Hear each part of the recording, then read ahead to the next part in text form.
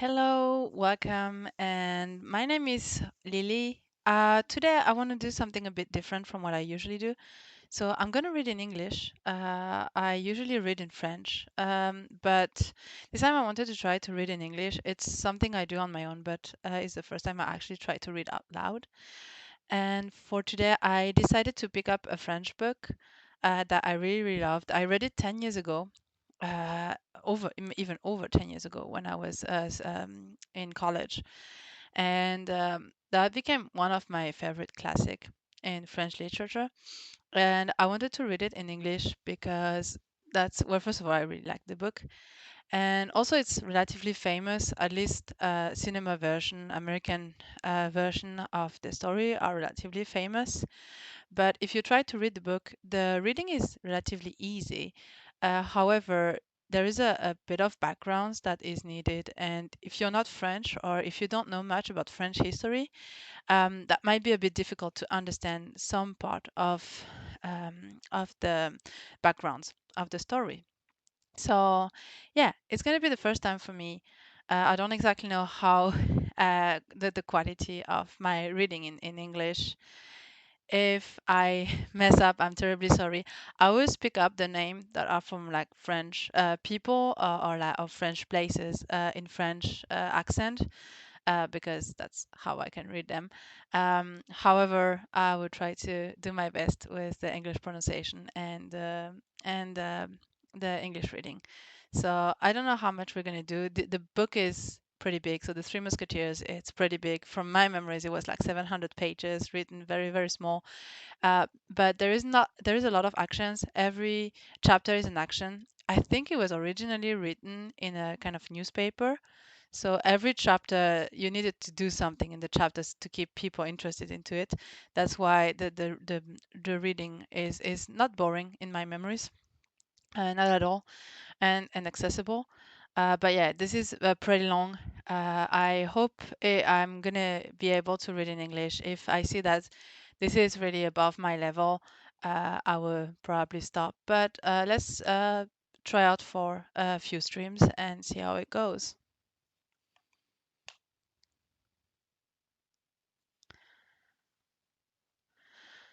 I'm gonna skip the preface because the author's preface is about like how he found out like the name of the people, etc. It's not really interesting, I believe.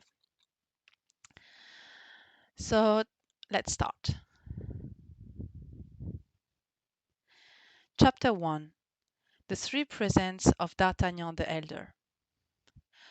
On the first month of April, 1625, the town of Main, during which the author of Romance of the Rose was born, perceived to be in as excellent a state of revolution as if the Huguenots had simply created a second La Rochelle out of it.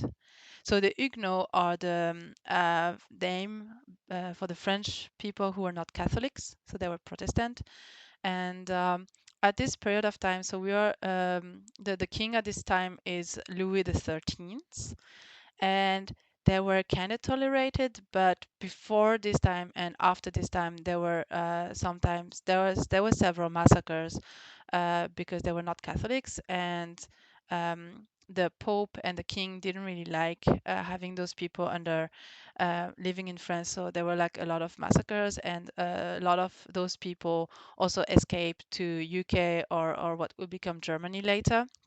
And this was a bit of an issue in France because a lot of those people were artists and scientists.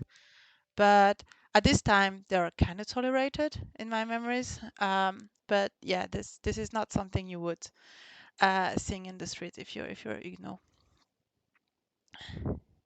Several citizens, seeing the ladies flying toward the high street, athwart their kids crying at the open doors, hastened down the Creuse, and supporting their somewhat unsure bravery with a muzzle loader or a partisan, directed their steps toward the inn of the Jolly Maida, before which was gathered, increasing each minute, a compact group, blatant and choked with curiosity. In those times, panics were common. A few days passed while not some town or different registering in its archive an occurrence of this kind. There have been nobles who created war against every other. There was the king who made war against the cardinal. There was Spain that made war against the king. So the cardinal, when we talk about the cardinal, it means Richelieu. So the cardinal is next. He's the kind of prime minister-ish for the king. He's officially in the church entity, but he is involved in a lot of politics. And there is a bit of this battle between the king people and the cardinal Richelieu people. They have they all belong to politics, but there is a lot of rumors that the cardinal doesn't really like the king, and yeah, that's a bit like a tricky relationship. And at this time, yes, Spain was enemy of the Kingdom of France. So the relationship with Spain was pretty bad at this time. And by the way, later in history, the I think Louis XIV is going to marry some princess of Spain to make an alliance with Spain to avoid too much war. That's my knowledge of like random person. So it might be totally historically inaccurate, and I'm sorry in advance for that. But that's a bit of like what my memories tell me and what I kind of know about French history. So it could be, yeah, it could be very right or very wrong actually. Then, additionally to those hid or public, secret or open wars, there were robbers, mendicants, Huguenots, wolves, and scoundrels, who made war upon everybody. The voters forever took up arms pronto against thieves, wolves, or scoundrels, usually against nobles or Huguenots, typically against the king, however, never against the cardinal or Spain.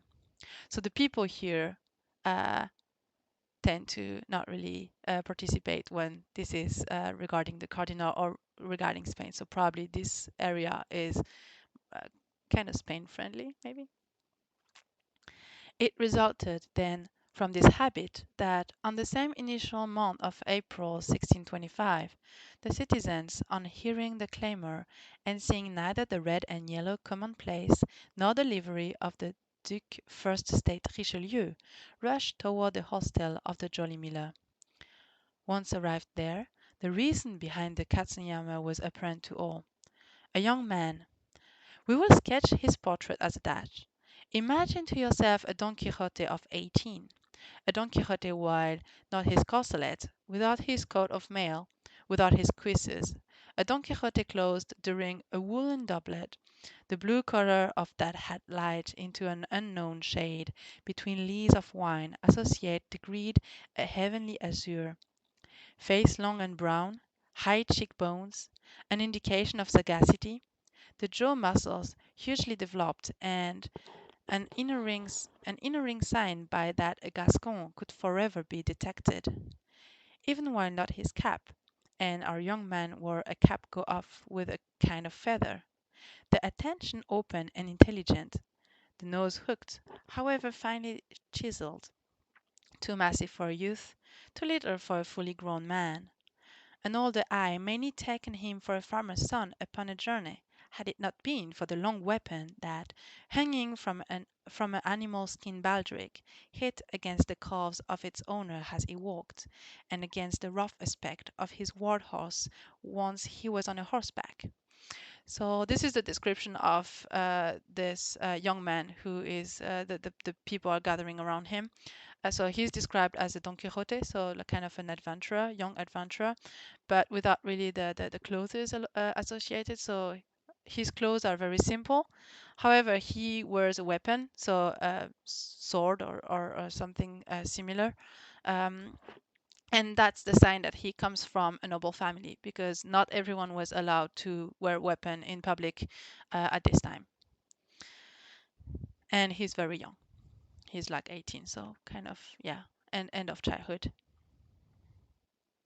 For a young man had a steed which was the determined of all observers.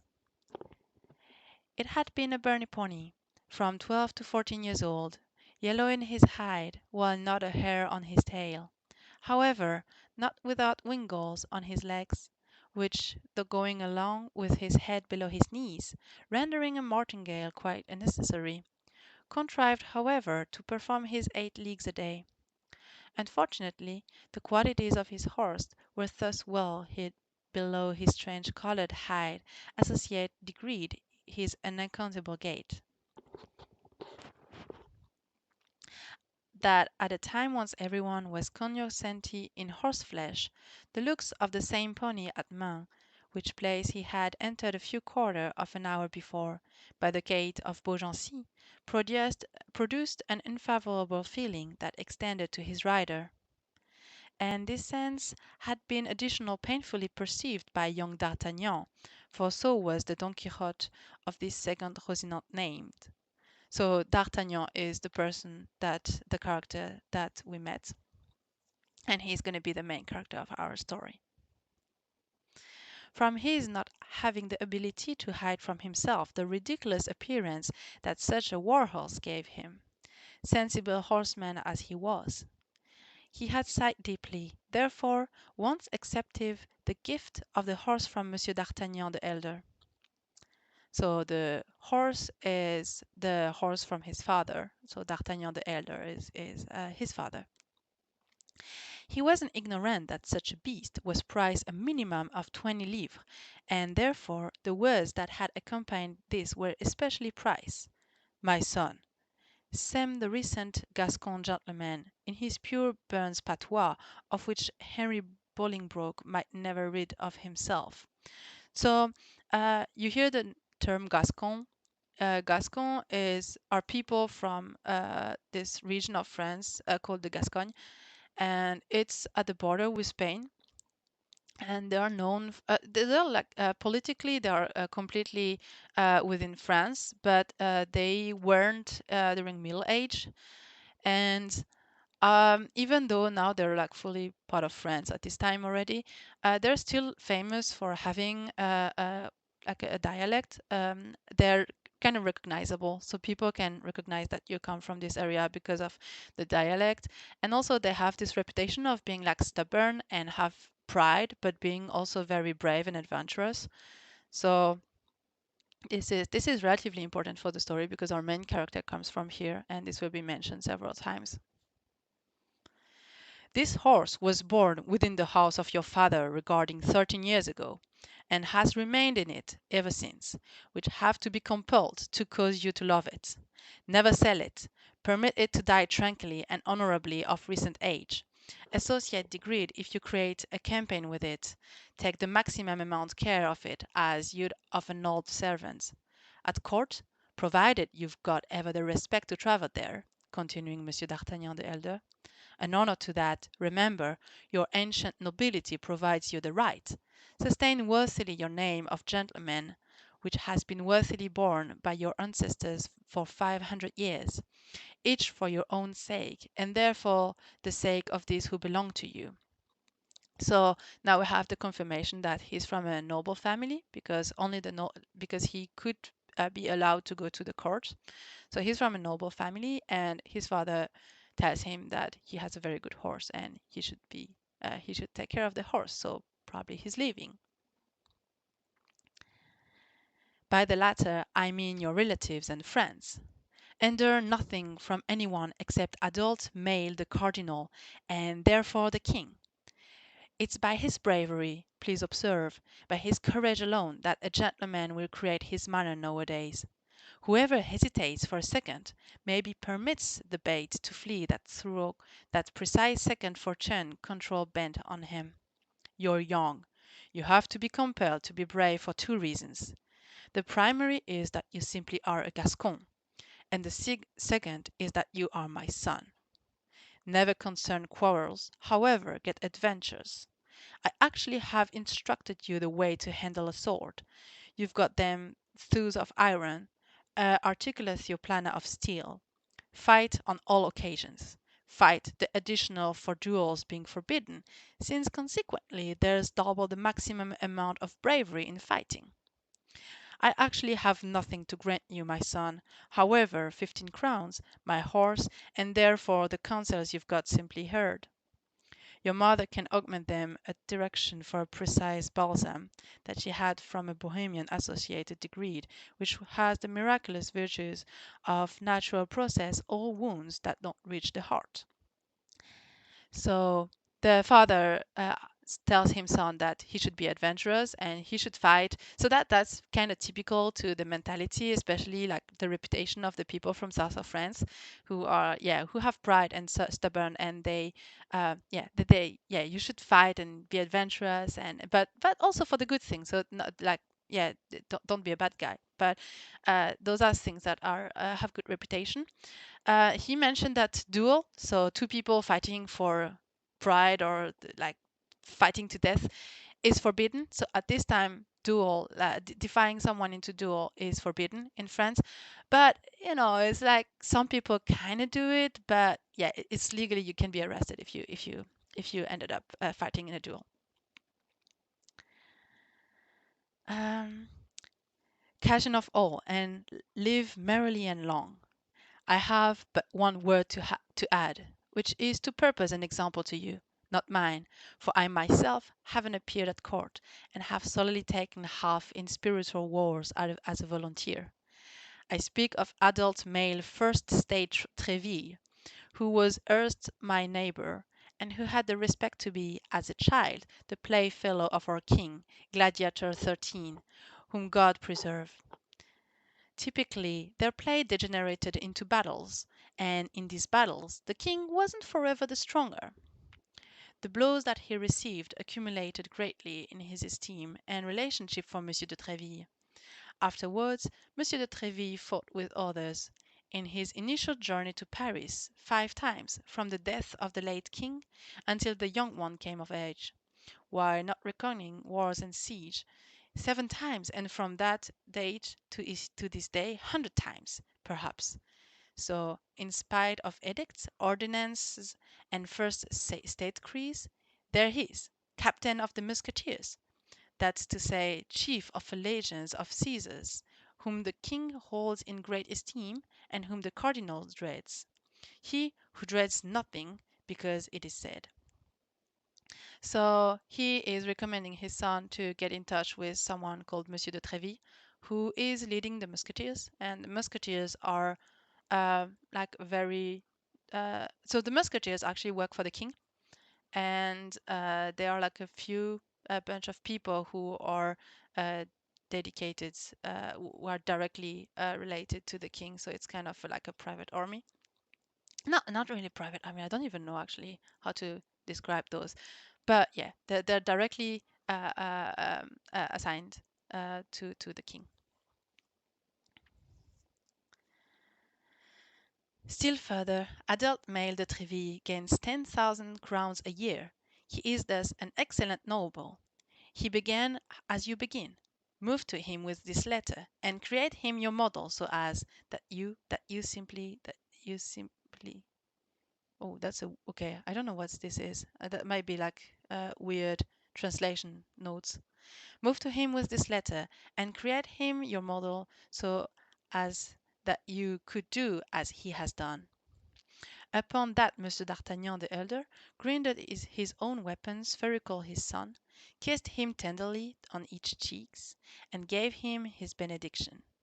So D'Artagnan just got a letter to give to Monsieur de Treville from his father, saying, "Hey, this is my son, and he should enter your fellow musketeers."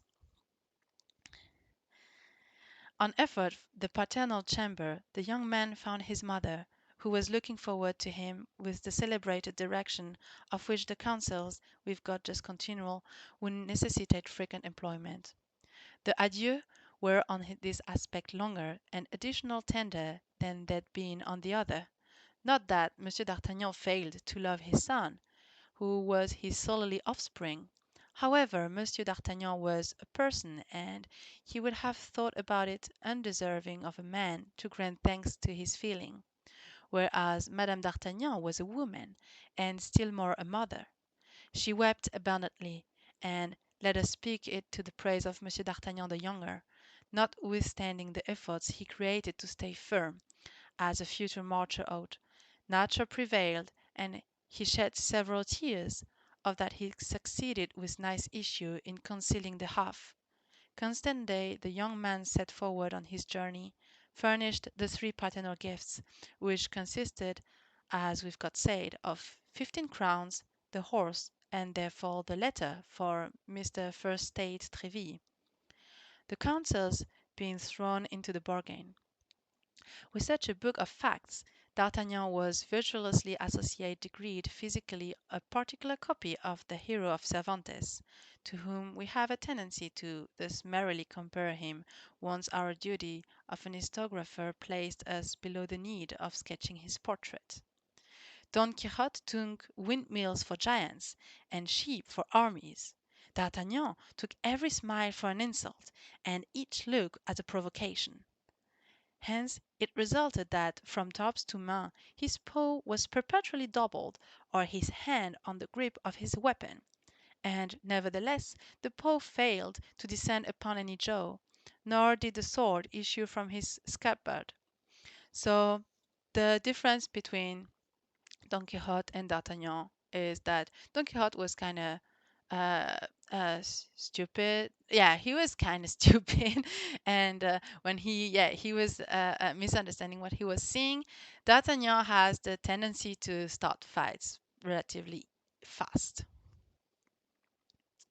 It had been not that the sight of the wrecked pony did not excite various smiles on the countenance of passers-by. However, as against the aspect of this pony perturbed a sword of respectable length, and as over this sword gleamed a watch rather savage than haughty, these passers-by pent up their gleefulness, or, if hilarity prevailed over prudence, they endeavoured to laugh solely on one side, just like the masks of the ancients. D'Artagnan, then, remained majestic and intact in his susceptibility, until he came to the current unlucky town of Main. However, there, as he was alighting from his horse at the gate of the Jolly Miller, while not associate degree one, host, waiter, or hostler, coming to carry his stirrup or take his horse, D'Artagnan spied, through an open window on the bottom floor, a gentleman, superior and of fine carriage, although of rather a stern countenance, talking with two persons, who perceived to hear him with respect. D'Artagnan invented quite naturally, in line with his custom, that he should be the item of their conversation, and listened. So D'Artagnan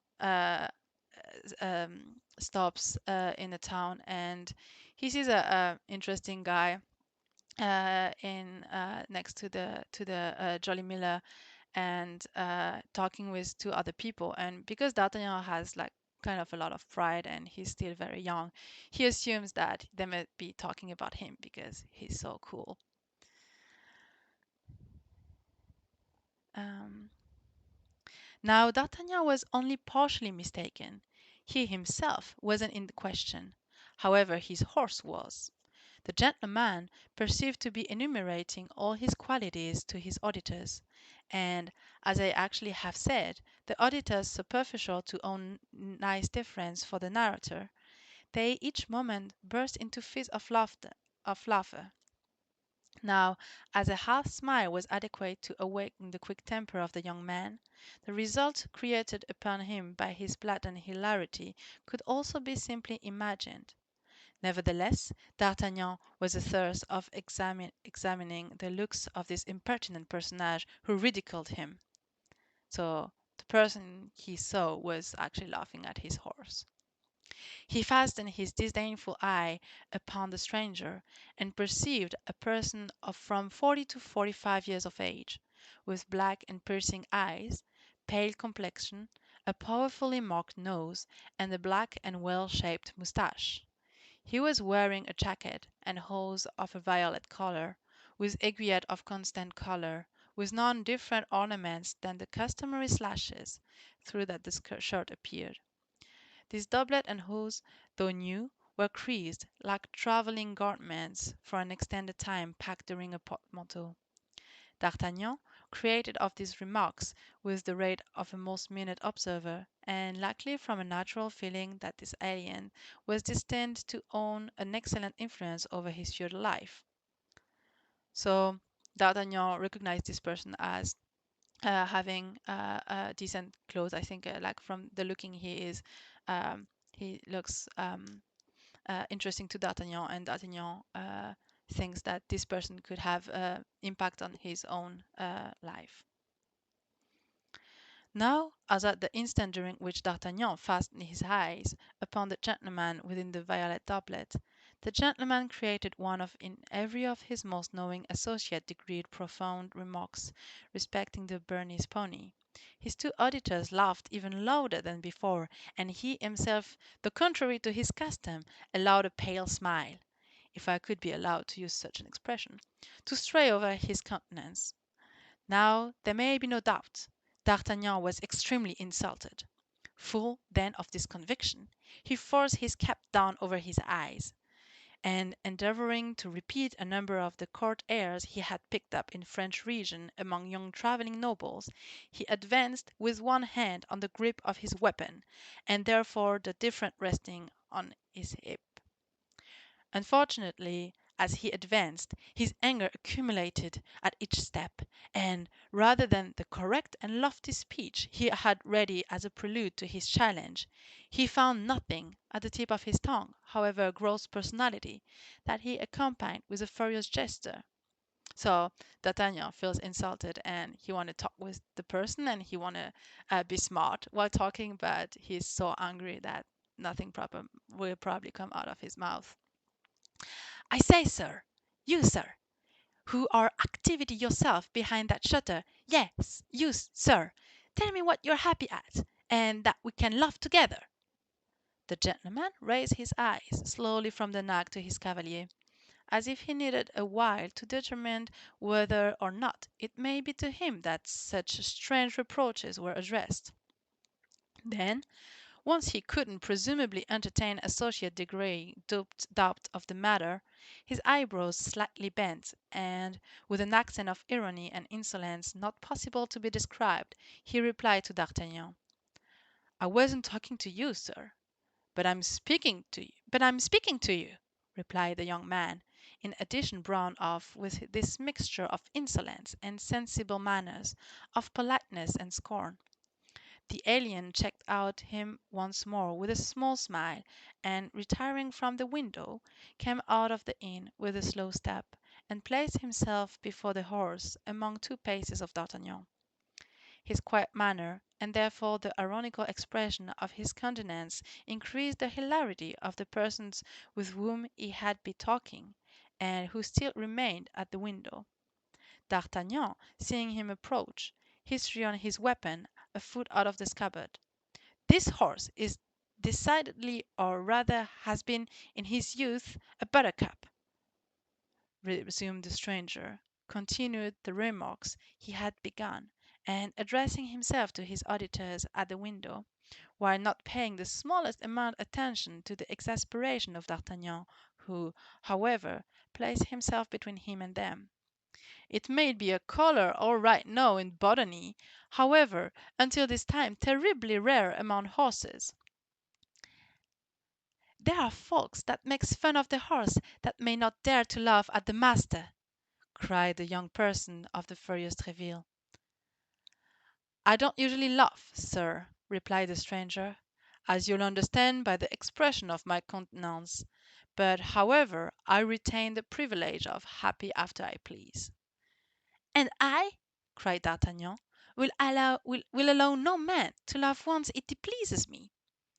"Indeed, sir," continuing the stranger, additional calm than ever, "well, that's absolutely right," and, turning on his heel, was getting ready to get into the inn by the front gate, at a lower place than D'Artagnan on inbound had determined a saddled horse. But D'Artagnan wasn't of a personality to permit a person to flee him therefore who had the insolence to ridicule him. He history on his weapon entirely from the scabbard, and followed him, crying, "Turn, turn, Master Joker, lest I strike you behind."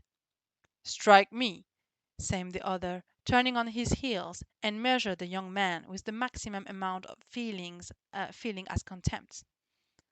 So there's going to be a fight between two of them because, well, the other guy, the older guy, is just like, yeah, chilling, and D'Artagnan is completely getting crazy.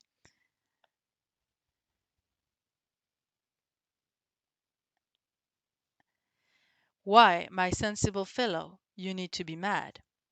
Then, during a suppressed tone, as if talking to himself, this is annoying, continuing he. What a bonanza this might be for his Majesty, who is seeking every place for brave fellows to recruit for his Musketeers. He had scarcely finished, once D'Artagnan created such a furious lunge at him that if he had not sprung agilely backward, it's probable he would have jested for the last time. The stranger then, perceiving that the matter went on the far side raillery, hissed on his weapon, saluted his adversary, and seriously placed himself on guard.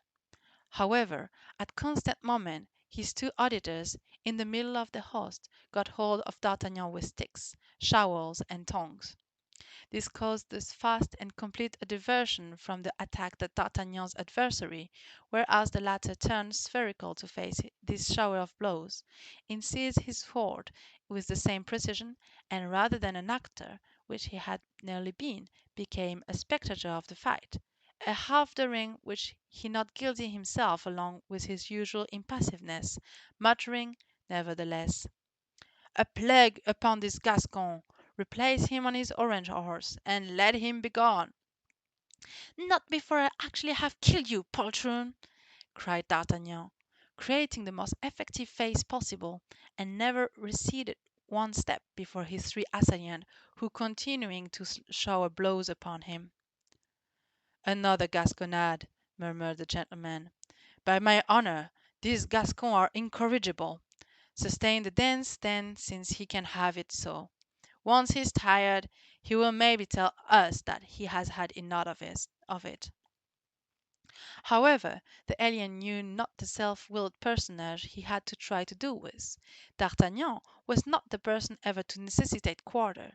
The fight was thus prolonged for a few seconds. However, at length D'Artagnan bore his sword, that was broken two items by the blow of a stick. Another blow full upon his forehead at constant moment brought him to the ground, coated with blood and virtually fainting. It had been at this moment that individuals came flocking to the scene of action from all sides. So D'Artagnan is losing the fight. The host, afraid of consequences, with the assistance of his servants, carried the wounded man into the kitchen, wherever some trifling attentions were conferred upon him. As to the gentleman, he resumed his place at the window, and surveyed the gang with a precise impatience, apparently irritated by their remaining undispersed. "Well, however is it with this madman?" exclaimed he, turning spherical because the noise of the door declared the doorway of the host, who came in to inquire if he was unhurt. "Your Excellency is safe and sound?" asked the host. "Oh, yes, absolutely safe and sound, my sensible host, and that I would like to understand what has become of our young man." "He is better," said the host. "He fainted quite away." "Indeed," said the gentleman. "But before he fainted he collected all his strength to challenge you and to defy you whereas difficult you." "Why, this fellow should be the devil in person!" cried the stranger. "Oh, no, your Excellency, he is not the devil," replied the host with a smile of contempt. "For throughout his fainting we have a tendency to rummage his overnight bag, and located nothing, however, a clean shirt and 11 crowns, which, however, failed to stop his saying, as he was fainting, that if such a factor had happened in Paris, you ought to have cause to repent of it at a later period." "Then," said the stranger, coolly, "he should be some aristocrat in disguise." "I have told you this, sensible sir," resumed the host, "in order that you simply could also be on your guard." "Did he name nobody in his passion?" "Yes, is smitten his pocket and same. We shall see what adult male first state Treville can consider this insult offered to his protege." Monsieur de Treville, said the alien, turning into attentive. He placed his hand upon his pocket, whereas announcing the name of Monsieur de Treville. Now, my expensive host, while your young man was insensible, you probably did not fail, I'm quite sure, to ascertain that pocket contained. What was there in it? A letter self-addressed to adult male first stage Treville, captain of the Musketeers. Indeed, exactly I actually have the respect to inform your excellency. The host, who wasn't invested with nice perspicacity, failed to observe the expression that his words had given to the kisser of the stranger. The latter rose from the front of the window, upon the sill of which he had leaned along with his elbow, and unbowed his broadsword of a man disquieted. "The devil!" murmured he, between his teeth. "Can Treville have set this Gascon upon me? He is terribly young. However, a weapon thirst may be a sword thirst, no matter be the age of him who provides it. Associate degree of youth is a smaller amount to be suspected than an older man." And therefore the alien fell into a reverie that lasted some minutes. A weak obstacle is typically adequate to overthrow an excellent design. "Host," said he, "could you not contrive to induct obviate this frantic boy for me? In conscience I cannot kill him, and yet," sighed he, with a without emotion alarming expression, "he annoys me, wherever he is. In my wife's chamber, on the primary flight, wherever they're dressing his wounds. His things and his bags are with him, as he commands his doublet. On the contrary, everything is within the kitchen. However, if he annoys you, this young fool, to make sure he does, he causes a disturbance in your hostelry that respectable folks cannot place upon with. Go, find out my bill, and set word to my servants." "What, monsieur? Can't you allow us thus soon?" "You grasp that terribly well, as I gave my order to saddle my horse. Have they not obeyed me?" "It is done. As your excellency could have observed, your horse is within the nice gateway, prepared saddled for your departure." "That is well. Do as I actually have directed you, then." "What the devil!" said the host to himself. "Can he be frightened of his boy?" However, a associate degree masterful look from the alien stopped him short. He bowed humbly and retired. "It isn't necessary for milady to be seen by this fellow," continuing the stranger. "She can therefore long pass. She is already late. I had her get on horseback and go and meet her. I ought to like, however, to understand what this letter self-addressed to Treville contains."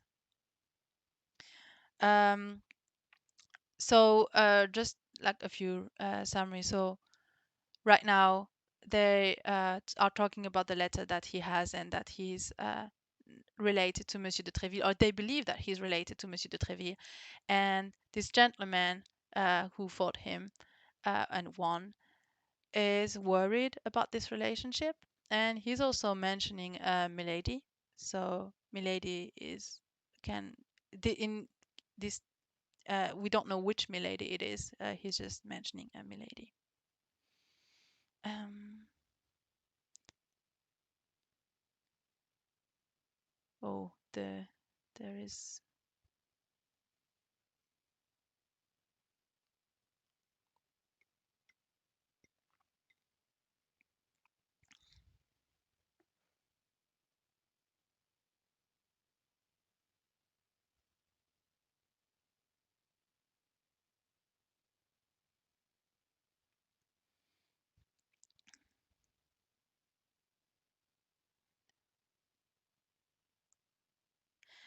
And and therefore the alien, muttering to himself, directed his steps toward the kitchen.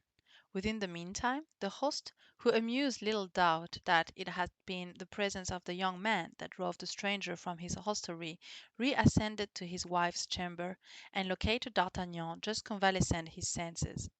giving him to know that the police would agitate him pretty severely for having thought after a quarrel with an excellent lord, for within the opinion of the most the alien may be nothing under a great lord. He insisted that none the less his weakness D'Artagnan ought to get on my feet and depart as quickly as possible. D'Artagnan, stupefied, wore not his doublet, and, along with his head sure up during a linen cloth, arose then, and, urged by the host, began to descend the stairs. However, on inbound at the kitchen, the primary factor he saw was his antagonist talking sedately at the step of an important carriage, drawn by two massive Norman horses. His interlocutor, whose head appeared through the carriage window, was a girl of from 20 to 22 years. We've already determined with what rate D'Artagnan taking the expression of a countenance. He perceived then at a glance that this woman was young and beautiful, and her variety of beauty smitten him additional forcibly from its being entirely, completely different from that of the southern countries during which D'Artagnan had until now resided. She was pale and fair, with long curls falling in cornucopia over her shoulders, had large, blue, languishing eyes, rosy lips, and hands of alabaster. She was talking with nice animation with the alien. "His Eminence, then, orders me," said the lady, "to come instantly to England, and to tell him as before long because oh, to come instantly to England, and to tell him as before long because the Duke leaves London." "And on my other instructions?" asked the honest traveller. "They are contained during this box, that you'll not open till you're on the opposite aspect of the Channel." "Very well. And you, what will you do?" "I I return to Paris." "What? While not chastising this insolent boy?" Oh, okay. Who is talking to who? Uh, okay.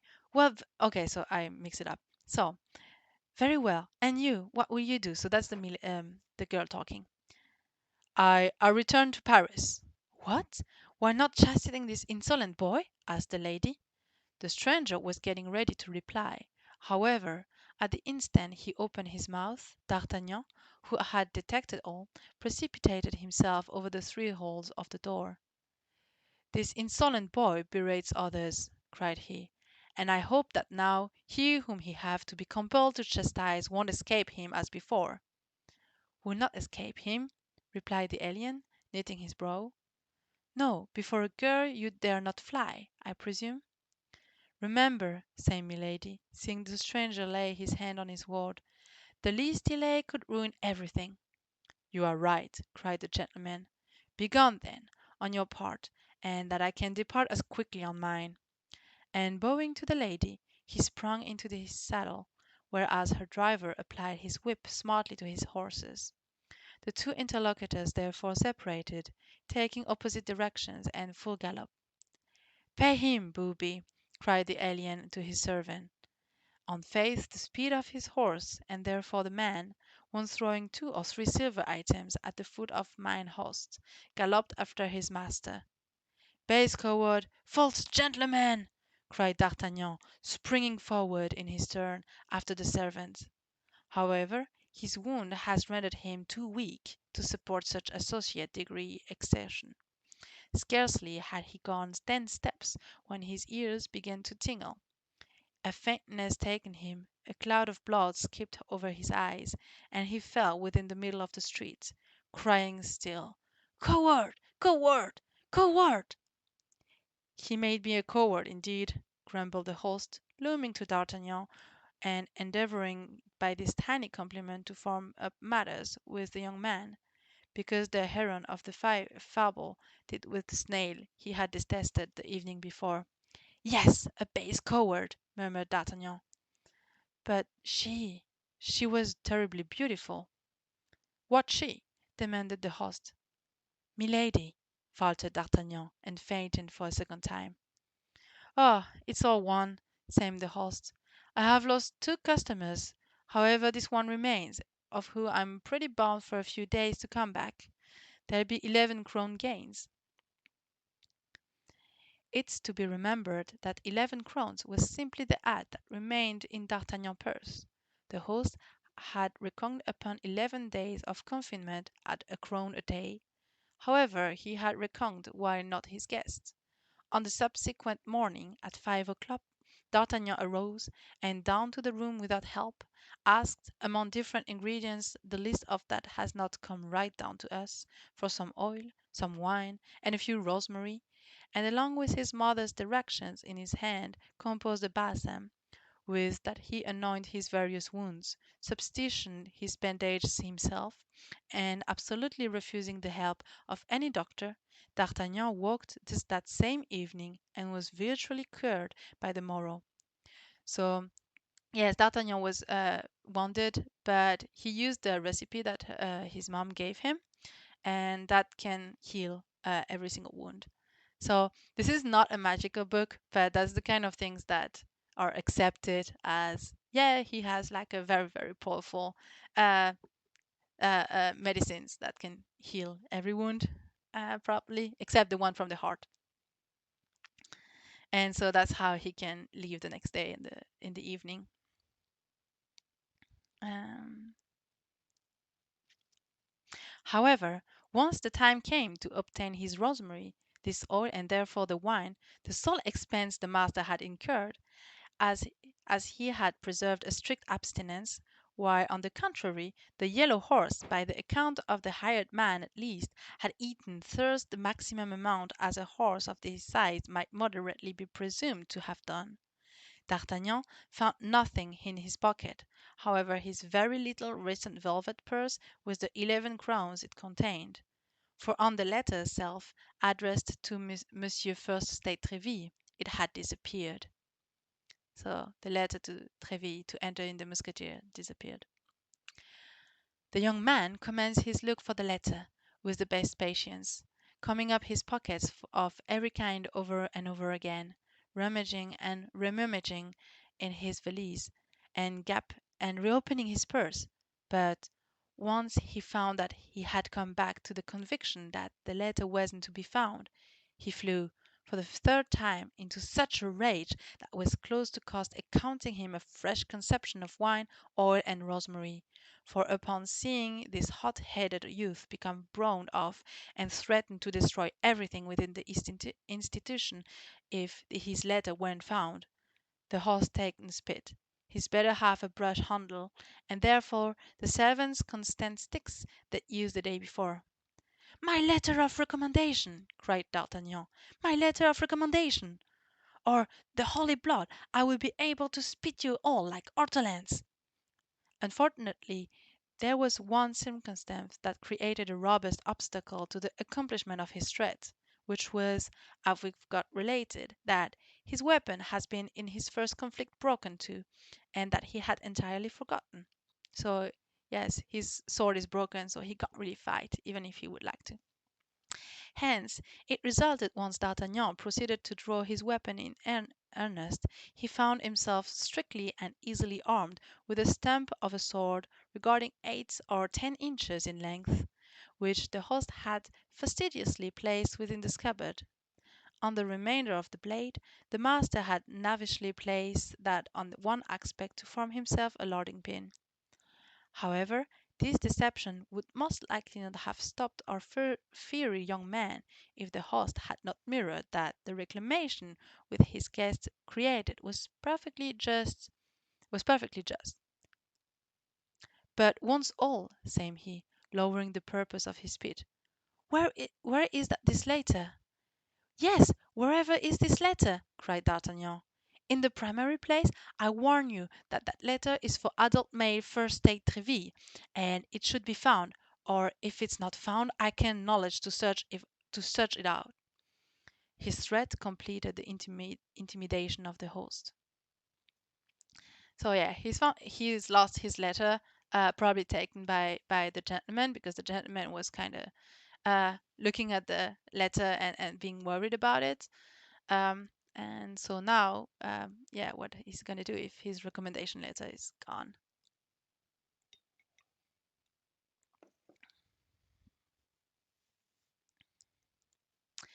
Chapter 2. The Antechamber of Monsieur de Treville. Monsieur de Treville was the person whose name was maybe most often continual by the military and even by citizens. There was, to be sure, Father Joseph. However, his name was never pronounced, however with a subdued voice, such was the phobia galvanized by his great eminence, because the Cardinal's acquainted was called. Throwing down his spit, and ordering his better half to try to do a constant along with her broom handle, and therefore the servants with their sticks, he set the primary example of commencing an earnest look for the lost letter. "Does the letter contain something valuable?" demanded the host, once a number of minutes of useless investigation.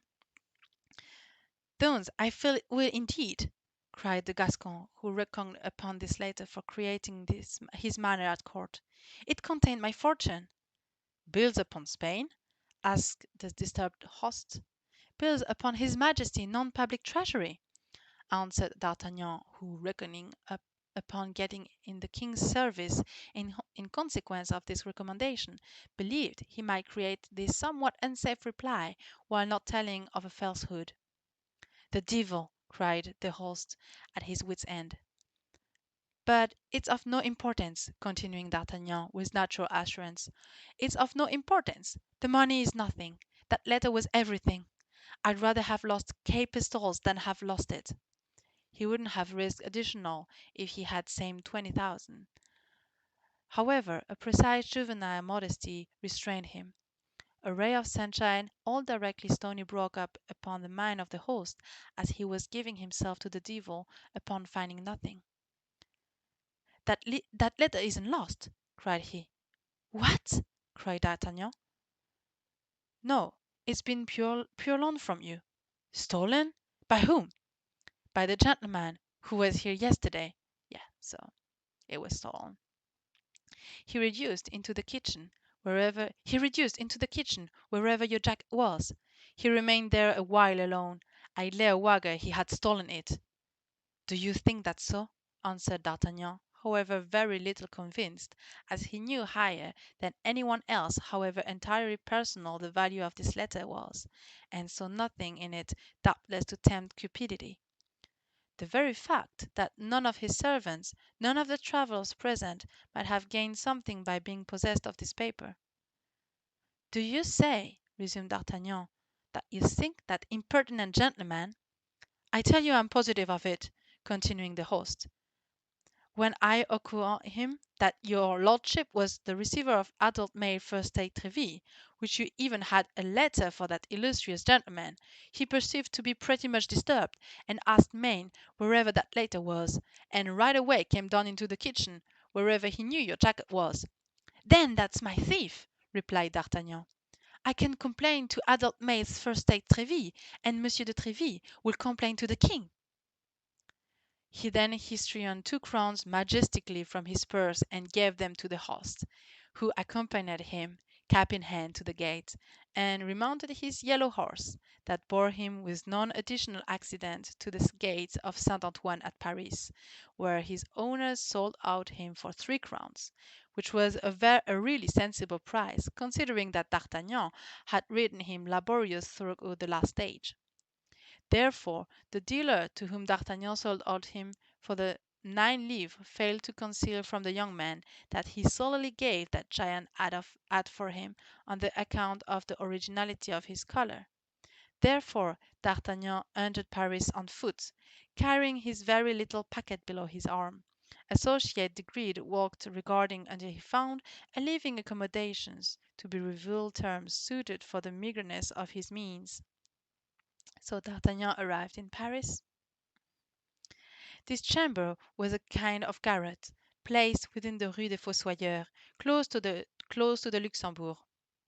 As before long, because the earnest was paid, D'Artagnan took possession of his lodging, and passed the rest of the day in stitching into his jacket, and hose some decorative braid that his mother had commenced, an almost new doublet of the elder Monsieur d'Artagnan, and which she had given her son secretly. Next he visited the Quai First Aid Ferraille to own a brand new blade placed to his sword. then came toward le Louvre, inquiring of the primary marcher he met for matters of the edifice of Monsieur de Treville, which proven to be within the Rue du Vieux Colombier, that's to say, in the immediate neck of the woods of the chamber employed by D'Artagnan. So yeah, he repairs his sword and he goes to the Louvre. So the Louvre at this period is the castle for the king. So before it was before the king moved to Versailles many years later, and the next king, the Louvre was where the king was living in Paris directly. A circumstance which perceived to furnish a content and sign for the success of his journey. Once this, happy with the manner during which he had conducted himself at Mans, while not regret for the past, assured within the present, and shocked with hope for the future, he retired to bed and slept the sleep of the brave. This sleep, provincial because it was, brought him to 9 o'clock in the morning, at which hour he rose, so as to repair to the residence of Monsieur First Aid Treville, the third personage in the kingdom, in the paternal estimation. A pair of B entrance hall of Monsieur First Aid Treville, Monsieur de Troisville, as his family was still known as in Gascony, or Monsieur de Treville, as he was concluded by styling himself in Paris, had really commenced life as D'Artagnan currently did. That's to say, while not a coin in his pocket, however with a fund of audacity, shrewdness, and intelligence that makes the poorest Gascon gentleman usually derive additional in his hope from the paternal inheritance than the richest Perigorian or Berrichian gentleman derives in point of fact from his. His insolent bravery, his still more insolent success, at a time once blows poured down like hail, had borne him to the highest of that troublesome ladder known as court favor, that he had climbed 4 steps at a time. So Monsieur de Treville started kind of like D'Artagnan, but he went very fast in the favor of people at the court. So he had a success story. He was the friend of the king, who honored highly, as everybody knows, the memory of his father, Henri IV. The daddy of Mr. First Aid Treville had served him thus reliably in his wars against the League that, in default of money, a factor to which the Béarnais was accustomed all his life, and who perpetually paid his debts therewith, of which he never stood in want of borrowing, that's to say, was prepared with. In default of money, we repeat, he approved him, once the reduction of Paris, to assume for his arm a golden lion erect upon gules, with the saying Fidelis et fortis. This was an excellent matter, within the manner of honour, however little or no in the way of we have a tendency told. So, when the illustrious companion of the good Henry died, the sole inheritance he was ready to leave his son was his weapon and his motto, because of his double gift, and therefore the speckless name that accompanied him. Monsieur de Treville was admitted into the social unit of the young aristocrats wherever he created such good use of his sword, and was thus devoted to his motto, that King of France, once in every the great blaze of his kingdom, was at home would say that if he had a devotee who was getting ready to fight, he would advise him to decide on as a second, himself first, and Treville next, or even perhaps before himself. Therefore, Gladiator 13 had a true feeling for Treville, a royal liking, a self-interested liking, it's true, however, still a liking. At a sad amount, it had been a crucial thought to be encircled by such men as Treville. Several would possibly recount their device, the epithet strong, that fashioned the second part of his motto. However, only a few gentlemen made assertion to the faithful, which set up the first. Treville was one in every of these latter.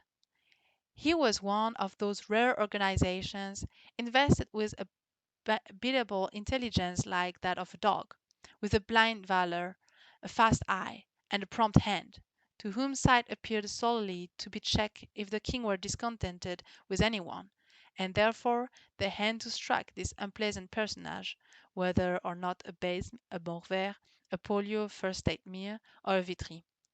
In short, up to this period nothing had been eager to Treville, however opportunity, but he was ever on the anticipated, and he reliably secured himself that he wouldn't fail to seize it by its 3 hairs whenever it came close by of his hand. Finally, King of France created Treville the captain of his musketeers, who were to glad Gladiator 13 in devotedness. I don't know why they call Louis XIII Gladiator. I wonder. Or rather in fanaticism that his ordinaries has been to Henry III and his Scotch Guard to Louis XI.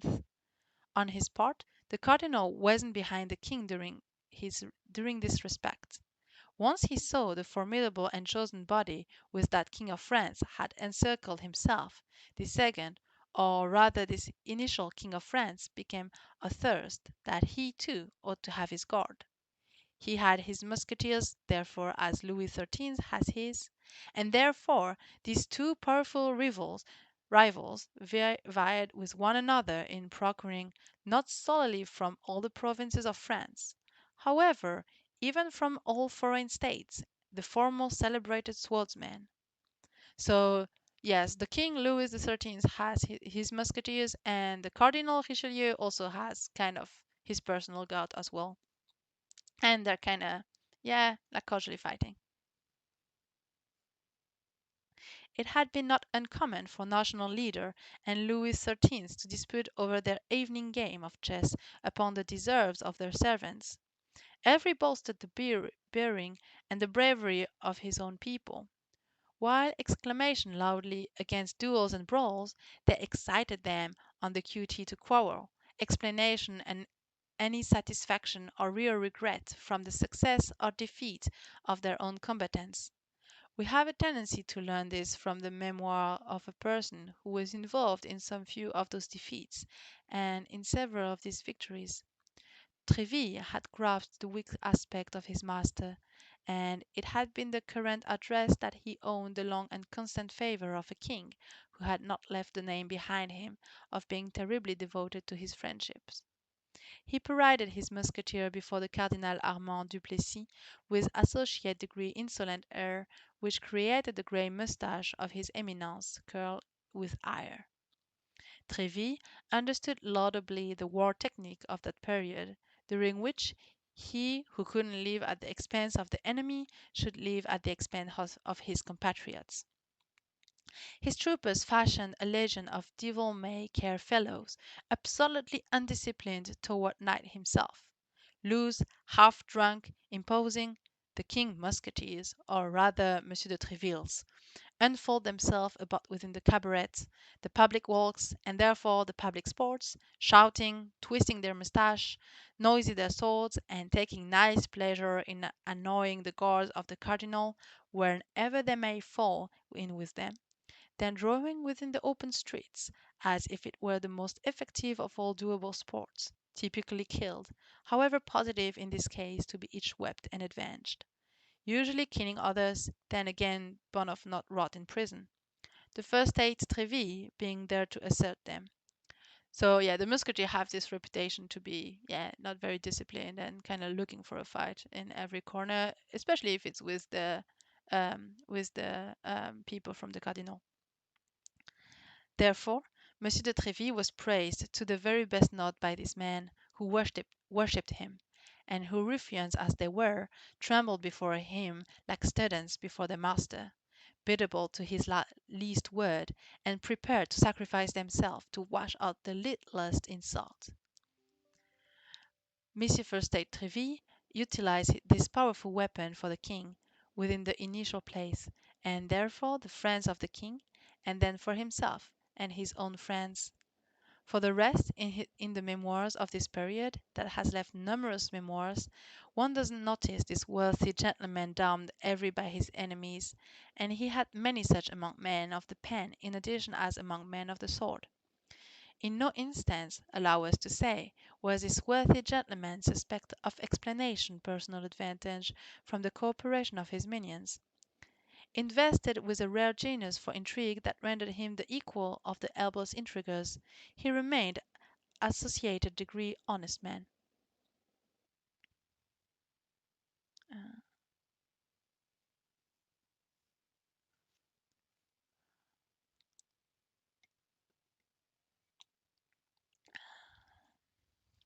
Still further, in spite of weapon, thirst which weaken, and painful exercises which fatigue, he had become one in every of the foremost gallant frequenters of revels, one of the most insinuating ladies' men, one of the softest whisperers of fascinating nothings of his day. The bonnes fortunes of de Treville were talked of as those of Monsieur de Bassompierre had been talked of 20 years before, which was in speech a little. The captain of the Musketeers was thus admired, feared, and loved, and this constitutes the celestial point of human fortune. King of France absorbed all the smaller stars of his court in his own immense radiance. However, his father, a sun pluribus impar, left his personal splendor to every of his favorites, his individual prize to each of his courtiers. Additionally to the leaves of the king, and therefore the cardinal, there may be reckoned in Paris at that point over 200 smaller but still noteworthy leaves. Among these 200 leaves, that of Treville was one in every of the foremost thought. The court of his hotel, placed in the Rue Vieux Colombier, resembled a camp from by 6 o'clock within the morning, in some associate degree at 8 o'clock in winter. From 50 to 60 musketeers, who perceived to replace each other so as forever to give an imposing number, paraded constantly, armed to the teeth, and prepared for anything. In one in every of those large staircases, upon whose house fashionable civilization would build an entire house, ascendant and descendant the workplace seekers of Paris, who one wants any kind of favor, gentlemen from the provinces anxious to be enrolled, and servants in all forms of liveries, transferring and carrying messages between their masters and Monsieur First Aid Treville. Within the antechamber, upon long circular benches, reposed the elect, that so to say, those that were called. The ringless living accommodations and continuing droning prevailed from morning until night, whereas Monsieur de Treville, in his workplace contiguous to the current antechamber, received visits, listened to complaints, gave his orders, and, just like the king in his balcony at the Louvre, had solely to put himself at the window to review each his men and arms. The day on that D'Artagnan given himself the assemblage was imposing, significantly for a provincial simply getting back from his province. It is true that this provincial was a Gascon. Associate decreed that, significantly at this period, the compatriots of D'Artagnan had the name of not being simply intimidated. So, yeah, we have the very long description of the place where Monsieur de Treville is and all his musketeers. So that's like this hotel. In the hotel is like traditionally in this book, hotel is actually a very big house in Paris. Uh, and yeah, so we have the description of the man and where he resides, and D'Artagnan is arriving, and even D'Artagnan, even though he is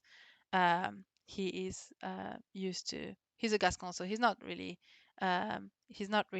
surprised into anything. He still feels intimidated when he sees all of these things. I mean, it's also his first time in Paris, so that's kind of normal. I'm gonna keep reading for like 5 minutes, and then I think I will stop for today.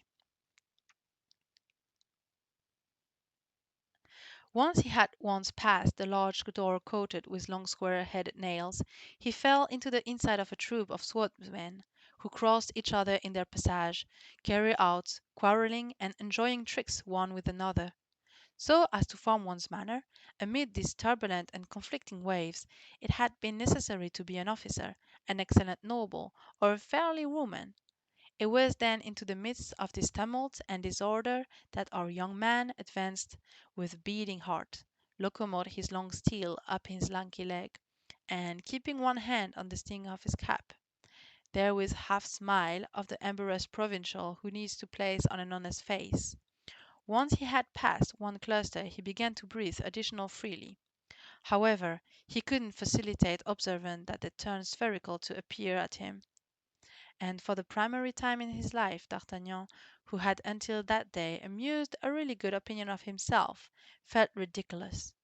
Got wind of the staircase, it had been still worse.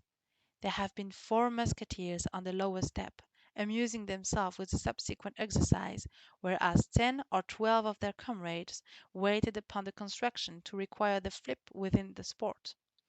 In one in every of them, stationed upon the highest stair, naked weapon in hand, preventer or a minimum of endeavor to prevent the 3 others from ascending. These 3 others enclosed against him with their agile swords. D'Artagnan initially took these weapons for foils, and believed them to be however toned, but he before long perceived by bone scratches that every weapon was pointed and sharpened, which at each of these scratches, not solely the spectators, however even the actors themselves, laughed like numerous madmen.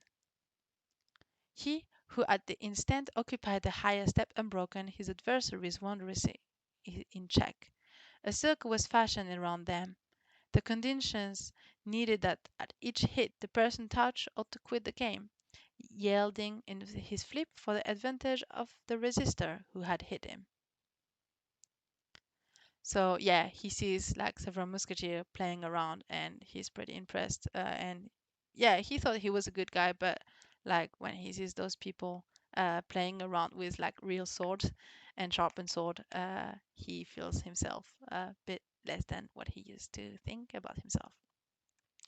I'm going to stop here for today, and I will keep reading the next time. I might try to look for other translation because I don't really know the quality of this one. For me, it's like like the English is difficult, and I didn't have the memory that the French was that difficult for me. I thought I had the memory that it was written in relatively easy French to read, so I will try to check if there are other translation in English. Also, the way the text is written is not very easy. There are notes and different translation within the text, so it's a bit difficult for me to follow sometimes. So I will see if I can find another translation. But that was cool, and thank you very much for listening to me. And we see each other next time. Bye.